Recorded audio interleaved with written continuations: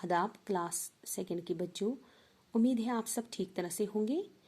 आज का सबक जो है इसका अनुमान है एक मुर्गा और लोमड़ी। ठीक है, ये एक कहानी है, मुख्तसर सी कहानी है। तो ये कहानी सबक आमोज कहानी है। तो आप सुनिए इसका खुलासा।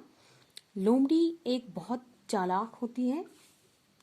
एक रोज किसी बेचारे मुर्गे को, शरीफ से मुर्गे, बेचारा उसको बोलते हैं जो बहुत ही बेचारा शरीफ हो, बहुत सीधा सादा हो, ठीक है, बेचारे मुर्गे को पकड़ लिया। उसे मारने से पहले लोमड़ी ने सोचा कि कुछ बहाना बनाया जाए और इस बेचारे मुर्गे पर तरह तरह के इल्जाम लगा दिए जाएं।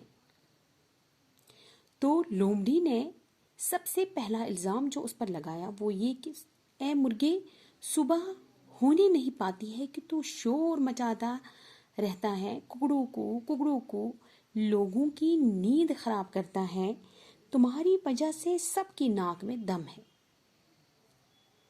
बेहतर है कि, और सामने कहती है, इतनी मकार होती है लोमड़ी, उसको सामने कहती है कि बेहतर है कि मैं तुझे खा ही डालूं ताकि सब लोगों को चैन मिले। मुर्ग ने जवाब दिया, कहा कि मैं न किसी को तकलीफ पहुंचाता हूँ, ना ही मैं शोर मचाता हूँ।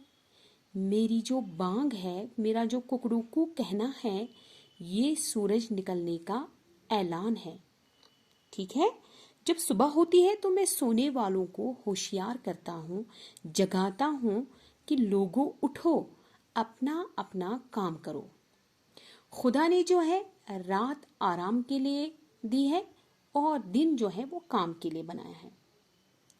अब आप ही बताओ ए लोमड़ी कि मेरी बांग जो है उससे लोगों को फायदा है या नुकसान। जो ये चालाक लोमड़ी थी, मक्कार लोमड़ी थी, इस पर इन बातों का कोई भी असर ना हुआ। ये कहकर ज्यादा बहस नहीं कहा लोमड़ी ने और फौरन मुर्गे को चट कर गई, यानी खा गई। इस कहानी से बच्चों अब हमें क्या सबक मिलता है?